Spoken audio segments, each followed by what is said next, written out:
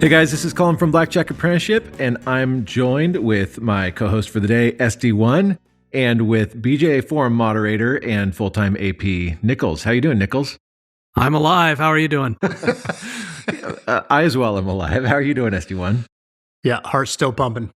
We happen to be in town for a Blackjack boot camp that we have this weekend and realized it's been almost 5 years since the original Nichols podcast, and want to catch up with you. We've got a lot of awesome questions that people have put together. And so let's jump right into it. Sound good? Sounds good to me. Awesome. Well, let's start with, people should listen to Nichols 1.0 podcast. If they haven't, we just rebroadcast it recently, and it was fun to re-listen to it. There's so many unique games you got into pretty early into your career, but maybe you could share with people a little bit of what you've been into since last time. Well, it's gotten quite a bit more boring since then because I'm in front of a video poker machine most of the time. And it's not always boring, but royal flushes only come around 1 in 40,000 hands or so. So most of the time it's just a slow downward trajectory until it comes and then, oh, now you're happy. So that would be like if Blackjack was, the big payout was, let's say, a suited Blackjack against a dealer's ace or something like that. Yeah, something like that. That paid 1,000 to 1 or whatever, that you're playing without the edge until you hit the royal. Yeah, basically. And so, and a lot of times with video poker, your edge is really small, often as small as with counting cards, sometimes even smaller. So if you're working with, a 0.5% edge and that royal flush is worth 2% of the return, you're basically playing a game with a 1.5% house edge until the royal flush comes in. So basically, you just get kicked in the balls repeatedly until you don't. Oh yeah, I'm a full-blown masochist. Outside of masochism, why the video poker? I think the big thing is just that it happened to be available to me. There was a point in time that I was not in love with Blackjack anymore, and I was having sort of a rough go of it. And a friend of mine who I had shared intel with on Blackjack at one of my favorite places had happened to have found a video poker game that was a really good opportunity. And I say video poker, it was actually video Blackjack. But that sort of propelled me into looking at video poker. And I realized that the market I was in at the time had a lot of video poker opportunities. And it was less of a going out of my way to find video poker and more of like, oh, hey, here's something I can do without traveling too far that I can get a lot of hours in doing, because the backoffs don't come as quickly or as often with video poker. It's not something that they're on the lookout for all the time. It's just like in card counting when you find a place that just lets you play and play and play. With VP, you can just go to your shop and grind away. Yeah, for the most part, as long as you have the edge that day. Right. And a lot of times, like, I have been trespassed for that type of activity before, but most of the time they just change the game. Like, you don't even get 86 to most of the time. It's just they change the game or they change the promotion you were attacking or something like that. And so are you exclusively doing video poker? No, I do a little bit of most things. Video poker happens to be like the thing I do the most of. But I do a little bit of sports. I do play some Blackjack from time to time. I counted cards a few weeks ago, matter of fact. And then, 5 years ago, I wouldn't have wanted to say this out loud because it was still kind of a secret then, but now it's less of a secret. I do some slot stuff too. And you also are a regular at our boot camps, have been since basically post-COVID open up, right?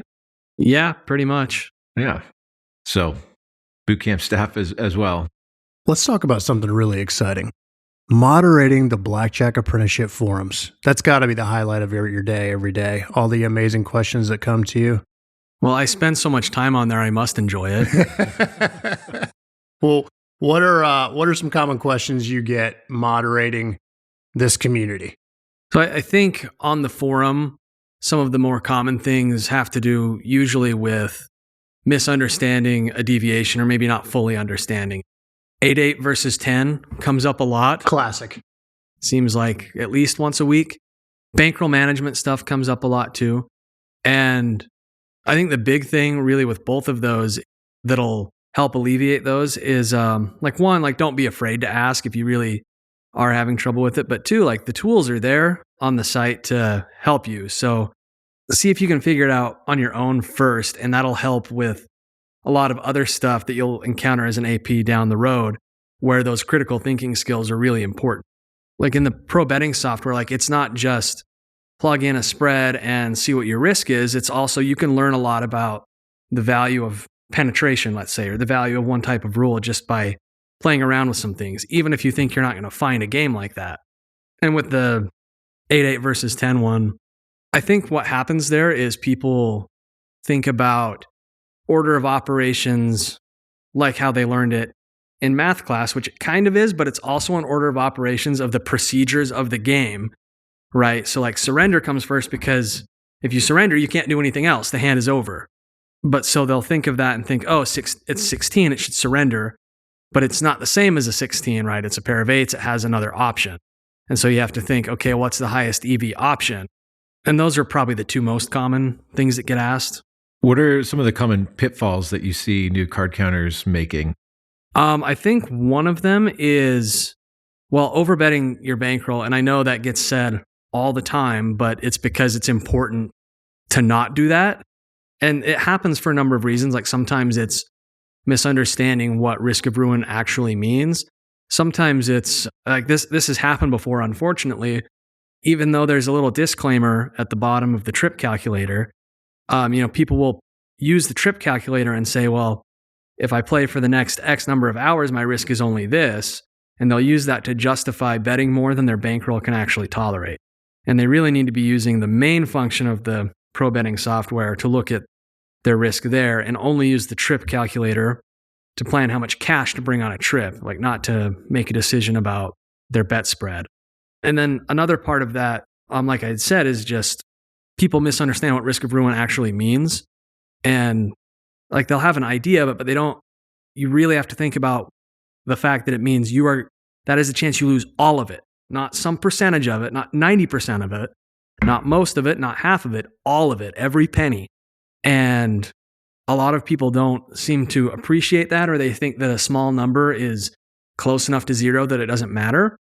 But if you're playing 100 hands an hour, think about how big a sample size you plan to get. You're going to see all sorts of crazy stuff.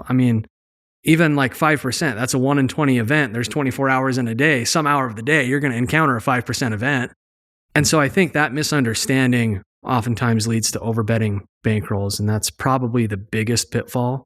What about underbetting? Do you see much comments in that, or like younger counters talking about like, hey, I'm not like, here are my results. I feel like this is like 2 standard deviations. What's going on? And it turns out you're saying like an underbetting situation, not a big enough spread. Yeah, I think that comes up quite a bit too. And that's usually less from it can be from a risk perspective, but let's start with what I think is most common, which is people are afraid of heat. They think they're going to catch too much heat for spreading big. And the fact of the matter is you have to spread big to beat the game. Like you have to bet more when the count is positive and bet less when it's not, and it's pretty unga bunga stuff, count big, bet big. But it's hard and it's uncomfortable and it's weird. Like the other people in the casino aren't doing that. But at the end of the day, like everything about advantage play is a little weird and you have to just do it. You just have to spread and do what your spread calls for in the pro betting software. If you want to spread smaller, that's okay. Like you don't have to have the same EV goals as another person. You can play to a lower risk if you want to as well, but like you need to run it through the software first and make sure you actually do have an edge and be realistic about your EV. I've found more through emails I get from non-members underbetting. I think there are people that just try to, train themselves because there's enough information out there, basic strategy count. We put it out there. There's enough free content. And then they get to the betting part and they just 1 to 5 it. Or 1 to 6 it. And then they send me an email and like, what do you think of this? Or I'm not winning or whatever it may be.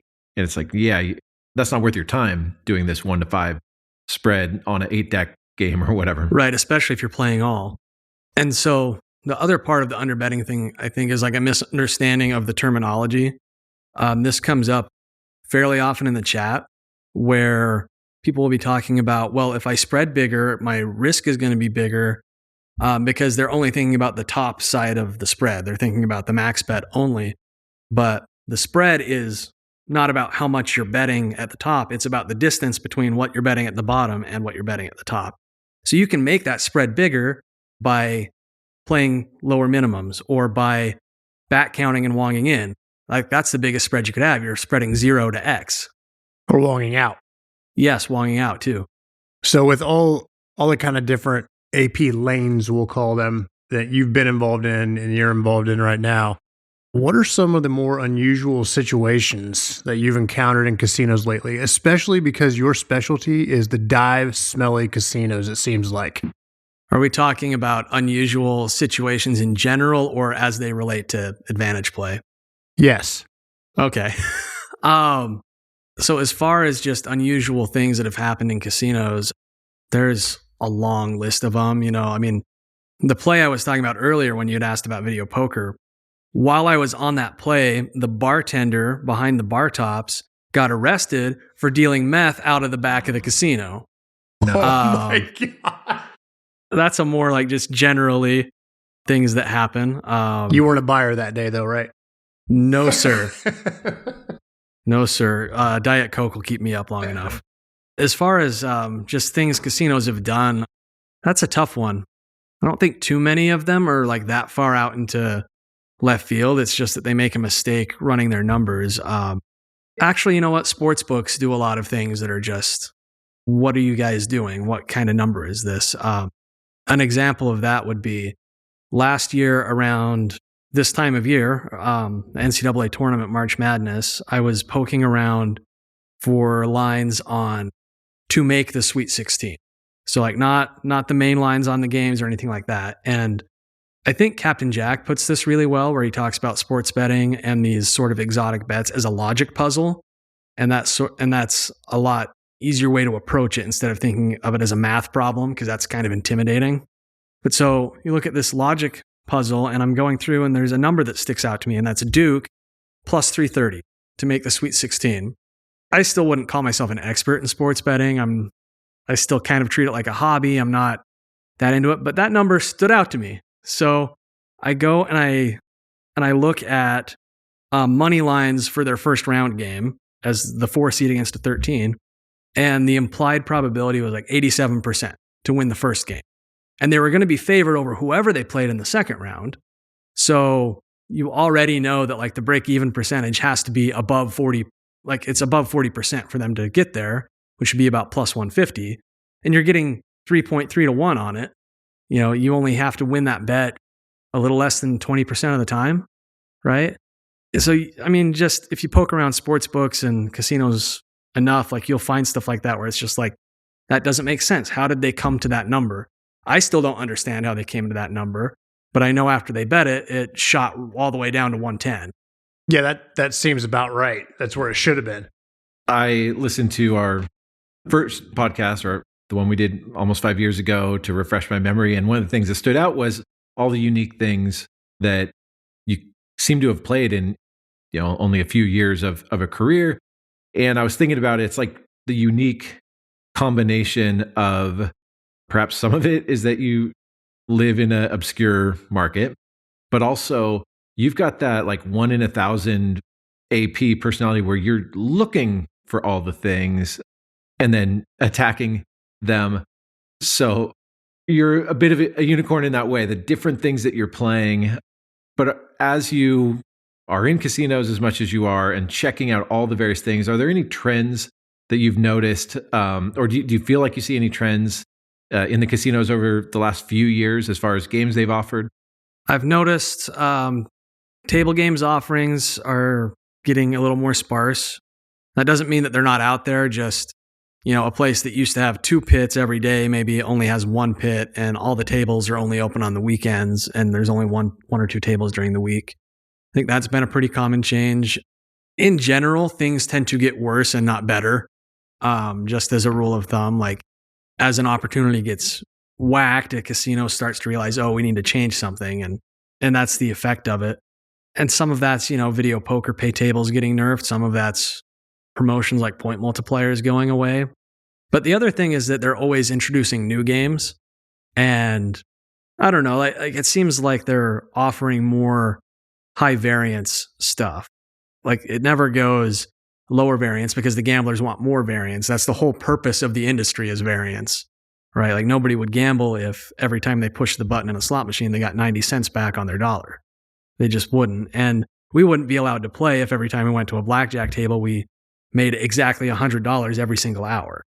So it seems like that's the trend is things are getting higher in variance and there's more exotic stuff, more different blackjack variants that are coming out. And so, I think someone who's maybe a little more adept at analysis and using computers to like analyze games would probably find a lot of value in the new stuff. So with that, I just want to add, I think you're right.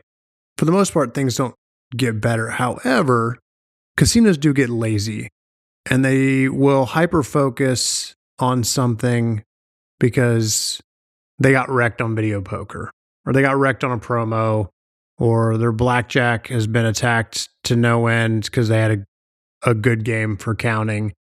And they forget about some other things. And they might get sloppy with procedures on games they're not looking at anymore because they're so hyper-focused. You do see less, even in bigger casinos, like less tables open all the time. Like they have closed pits and then they open them up as it gets busier on busy nights. I'm definitely seeing that. But like I've personally seen a lot more slop when it comes to like the hole carding lane because there's some other things that they seem to be very hyper-focused on. So in addition to what you said, Nichols, in regards to like new stuff, higher variant stuff coming out, opportunities galore there.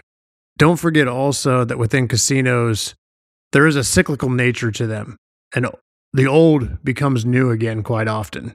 So just keep your eye out for that. And I know that you've kind of experienced even some situations like that too. Yeah, absolutely. And going off of that same thing, a lot of these things go in cycles too, where a casino gets hit really hard on something, they take a countermeasure against it, and so the APs stop going there. And then a few years later, they haven't been hit in a while, and now that opportunity comes back. Yeah, we might even see that with deck penetration, where a market or a chain is like getting whacked from card counters, so they start cutting off a couple decks. And then they realize at some point, 6 months, a year, 2 years later, that it's costing them more money in rounds per hour, so they move the cut card further back than it was originally. I mean, we would see that in real time at some of the casinos we played in Washington State. The pen change, like clearly it was a top-down decision, like, oh no, they're cutting off 2 decks. And then 6 months later, they're cutting off a deck. So yeah, those things do go in cycles. You mentioned the higher variance nature, and we were talking about that earlier today, and that makes sense. And honestly, it kind of weeds out some of the more less experienced APs if they maybe don't have the tenacity or the bankroll for the variance. But how have you been able to cope with the swings, or how have your coping strategies evolved over the years? I think the biggest coping strategy that's changed is just as you have more time under your belt and you have more results and a bigger sample size, you eventually come to a point where anytime you're going through a downswing, you can just look at your lifetime results and go, oh yeah, this is nothing. Whereas like earlier on, like that's a little tougher because, your first year or two of advantage play, one big downswing could mean you're in the red for your career. So I think that's one thing. And then the other is, I think having a good counselor or therapist is big. And that's a tough thing to do as a professional AP, is find someone who's a good fit. I mean, it's a tough thing to find a good fit for anybody, but it took a few different counselors before I found someone who was a good fit for me. And that's helpful, like not just like stuff in my personal life, but also like AP wise, to have someone who like understands what I do on some level, at least enough to accept that this is what this guy does for a living, to just sit there and listen. Because some stuff you don't want to, like maybe your AP friends would understand, but you don't really want to share it with them. You don't want to trauma dump on them and throw a temper tantrum. one of the first counselors I went to, like this is just an idea of how tough it can be to go through that. One of the first counselors I met with to try to get help for some of those mental health things, I mentioned card counting, and he said to me, I have to report intent to commit crimes, right? So it's rough out there. But if you put the work in to find someone, you can find a good mental health professional to work with. That's helpful, especially if you already have like pre-existing mental health stuff. Like I've got major depressive. So there's times of the year that I just go through episodes where I would need that, whether I was an AP or not. But the swings can definitely impact that. And I think just as important as managing the downswings is managing the upswings, because it's very easy when you're running like God to feel like you're God. And the consequences of that can be like playing something that's a little more on the margins than you would typically play, something that's outside of what your bankroll constraints really would allow for you to play. And that's how disaster strikes, right? Just like we were talking about overbetting before. So the topic of mental health, obviously a really important one. And I love that you are so willing to share about, some struggles that you have and your belief in meeting with counselors and how important and how instrumental that can be. But I know you've also shared another important piece to your mental health, which is your peer group, your community, or your friends. Maybe talk about that a little bit and like BJA and what that's done for you too, managing swings and also what it's done for your mental health. So right along with that, like having friends that like Stan Podolak is probably my closest AP friend. And having someone like, whether it's Stan or somebody else, like I talk to SD1 sometimes too, or Joe, just about the things that are going on, LEC as well, especially like someone who's operating in a similar lane as you, because you don't necessarily want to share all the information you have with somebody else. Like that's huge, because that's the person that's going to be able to tell you if you are doing something wrong, because sometimes you're not sure, especially when it comes to like sports betting or poker or something that's a little more qualitative. And the BJA community has been a big part of, that's how I met all those people for one, but even just like managing it is a helpful coping strategy for me, because like being able to be a part of the forum and work on the Casino 411 stuff makes you feel like you have some kind of purpose that's not just being a leech on the back of a bigger leech, because that's what professional gambling can feel like. Because there's a few other ones, but there's not very many professions where you can earn a living without providing a good or a service to anybody. So for me, like Blackjack apprenticeship is huge, because I can like feel like I'm contributing to society, even if that's creating more smaller leeches. Joe748 calls you BJ's resident expert on single deck. What are some of the art of card counting tips that you have when it comes to single deck? Specific to single deck, specifically about art. There's some science things like composition dependent strategy, and that can be a part of the art. Like there's a couple of plays in single deck that look really weird, but they're correct. Like a pair of 7s against a 10. Or the 12 against anything but a 5. Yes, exactly. Like a 12 that's 10-2 versus a 10 that's like 5-7. And so a pair of 7s against a 10, if you can surrender, you surrender. But I haven't seen a surrender single deck that's not on a bar top. But if you can't surrender, you actually stand, and it has to do with like the removal of the 7s. Like you've lost 50% of your key card. And then like the 12 stuff, like 12 against a 4, for example, if it's 10-2 on the first hand of the deck, you hit it because you've removed a 10. And that stuff looks weird. It looks like not what a card counter does, because that's not basic strategy. So that can play into the art of it. And then the other thing that I think is probably the biggest thing is you don't need to spread as fat on single deck. You just don't. You don't need to go 1-20 on a single deck game. You can, and I have, but you don't need to. You can beat some of, especially the really high quality ones, like where you can still double any 2 cards. Like that's really rare in single deck now. Like a game like that, you can smash it with like a 1-4, 1-5 spread. Like the 1-5 we were talking about earlier, like we're thinking about 6 deck. Like 1-5 doesn't work with 6 deck that well. It's not amazing on double deck, but it could work. But single deck, like you can do all sorts of funky stuff with the size of your spread. There's some stuff that we typically I think only talk about at boot camps for super high quality games. But just you have more room to be creative with your bet sizing. Like you can open up a little bit bigger than normal and then make your spread look a little smaller that way too and duck down. And your N0 will still be perfectly reasonable. And now if you do go the 1 to 20 route, might not last very long, but the N0 can be super short on a single deck game. If you play a 1 to 20 spread on a like good, deeply dealt, rule of 6 or deeper single deck, you can get N0 down to like 30 hours. Yeah, that's nice. So what are the challenges with single deck versus a shoe game? I think the most obvious one that people would think about is it's similar to double deck. The count fluctuates so much that your bets are moving all the time. Doesn't take much time to run you down. But the other one that maybe people who haven't played it don't think about a lot is getting the table to yourself, or at least without too many people on the table. Because if you have too many people on the table, for those of you that don't know this, most of the time, single deck does not use a cut card to signal the shuffle. They deal a set number of rounds. And if they do use a cut card, it's questionable whether you should play that game. I could talk for an hour about the cut card effect, and I don't want to do that, so I'll leave it there. But so if you're playing a single deck game heads up, you should be getting 5 rounds, maybe 6, maybe even 7, depending on the dealer and how much discretion they have. If you're playing with one other player, or you're playing two-handed by yourself, you should be getting about 4 rounds. You know, there are some special dealers that will give you a 5th one, but generally 4. And then when you have 3 spots in play, it starts to get tricky because now only 3 rounds are getting dealt. And you could beat that game, but it's not the best use of your time because you're spending so much time shuffling.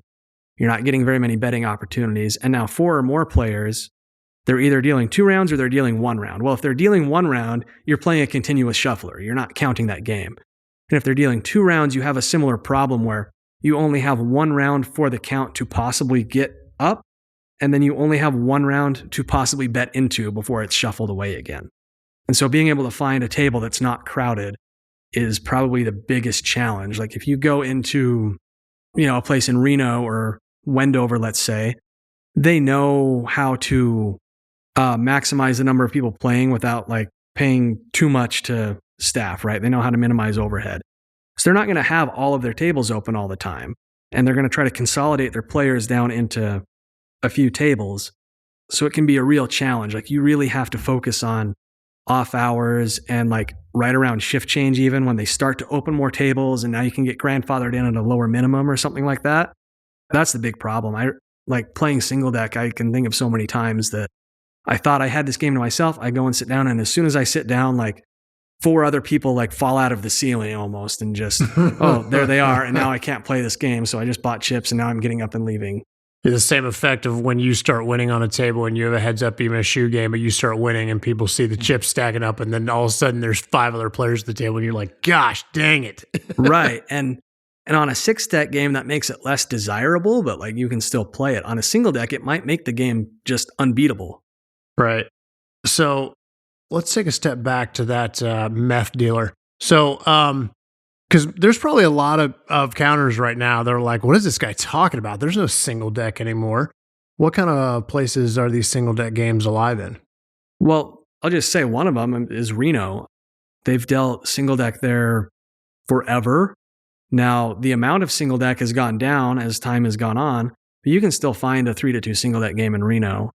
Otherwise, you usually find them at really out of the way kind of places that they need some sort of hook to get people there, because who's going to drive out there to gamble when they could catch a flight to Vegas?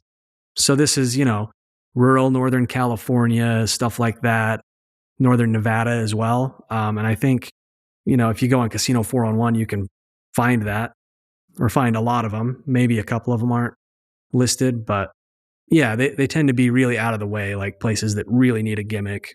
Obviously, there's a lot about single deck that sounds amazing, but do you prefer that over a shoe game? Yeah, I think I do. Well, it depends. If it's a high quality single deck game, I prefer it. I don't love if they're really strict with the rule of 6 where they're dealing exactly 5 heads up. That's not as great. And I don't know, there's something about actually touching the cards in a pitch game too that just Like, that's not the thing you should focus on as a card counter. The ambiance and the feel of the game. You should focus on expected value, but I don't know. It's kind of nice to be able to touch the cards. Yeah, I'm with you on that. That is the one thing that I love about Double Deck. I've played one single deck game or a pitch game, period. Touching the cards is, yeah, there's something about it. It's just got a different feel. It's got a different flow. How you hit, how you, like throwing the cards down a double and a split, like you turn your first card over and it's an ace, and so you grab it like a dealer and flip over your second card to see if it's a 10. You can have fun with it and just be kind of like, I think it can feed more into whatever act you're putting on too, which is kind of fun. Yeah.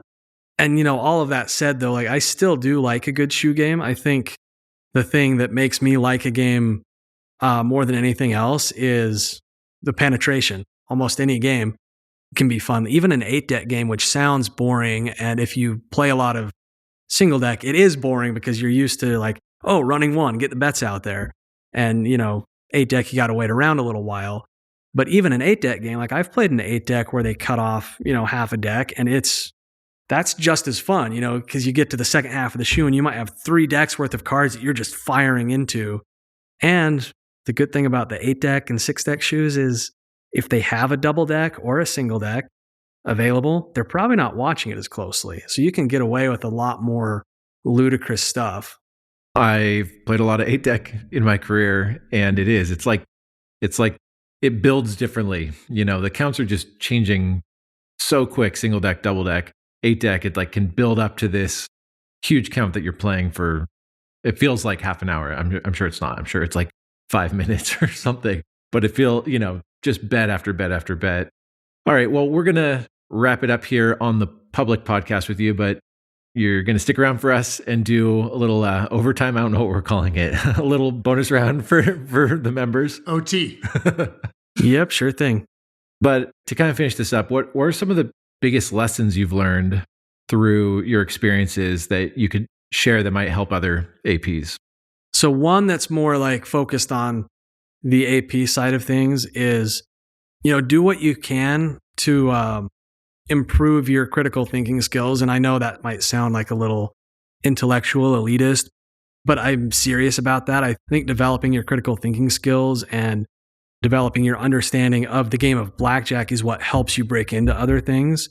And I think you will have a lot easier time with deconstructing another game, or even just learning about another game that somebody else has deconstructed, because that's most of what I do, is like being able to tell bullshit from not bullshit, and being able to like look at a game and go, oh, there might be something there. Like with blackjack, that's, hey, we have an element of dependent trials because they don't shuffle. And oh, the house edge is really small. It wouldn't take much to overcome it. So if you can like think about the things that make one game beatable, you can often apply that to another. And if you're really good at critical thinking skills and doing logic puzzles or playing chess or something like that, you'll get to a place where you can figure those kind of things out.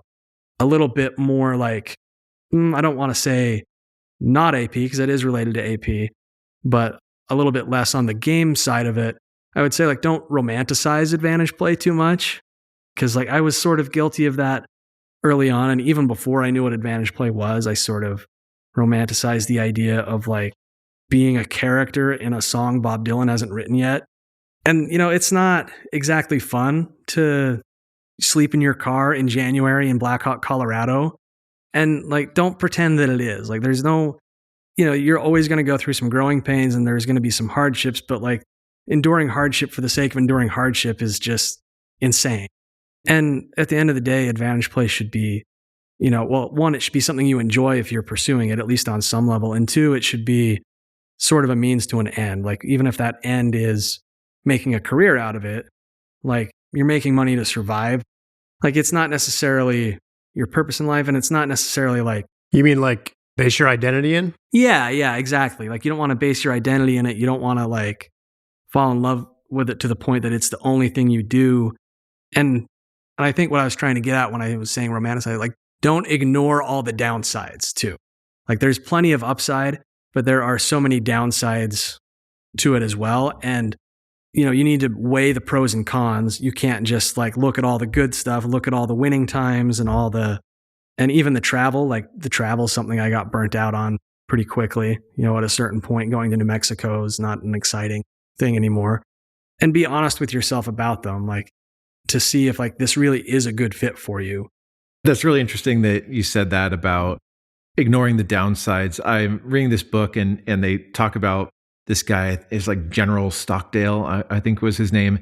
And he was imprisoned, I want to say during Vietnam War, his plane went down, whatever. He's in this prison with a bunch of other captives, American soldiers. They were tortured, all this stuff. He made it out. It was 8 years that he was in there. And even just hearing about the story of that 8 years, it was pretty interesting. But when he was done, he's interviewed, and the guy that writes this book says, "Is there anyone that you just knew wasn't going to make it?" And he said, "Oh yeah, the optimists."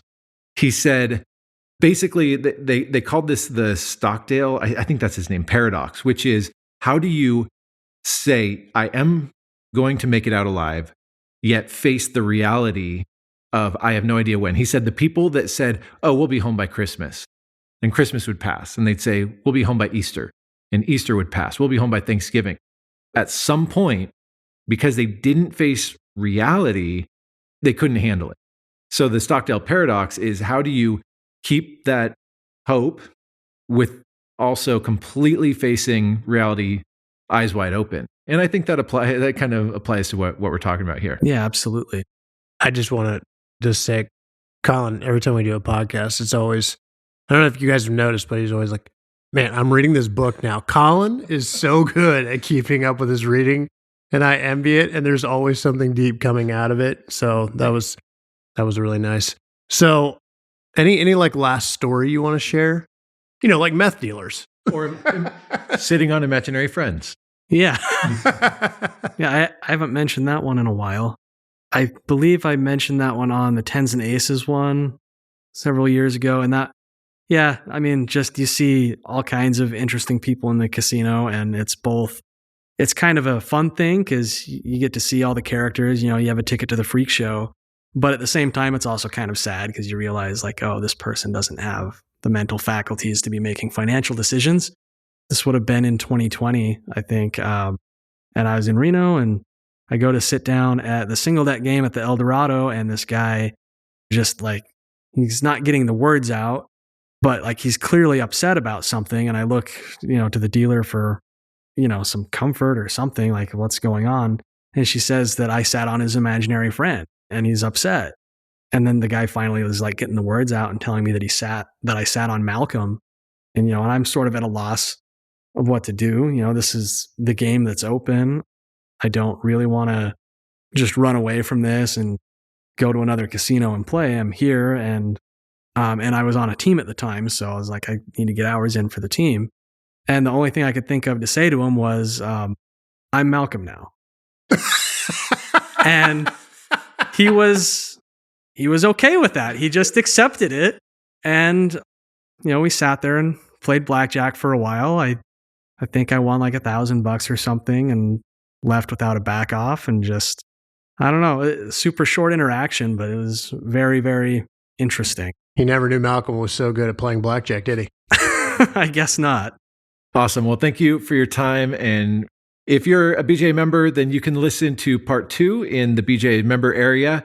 And if you're not a BJA member, I encourage you to check it out. If you want to learn how to beat blackjack, if you need tools as a card counter or for networking and community, we believe BJA is the best place to learn, network, and get the tools you need to beat the casinos.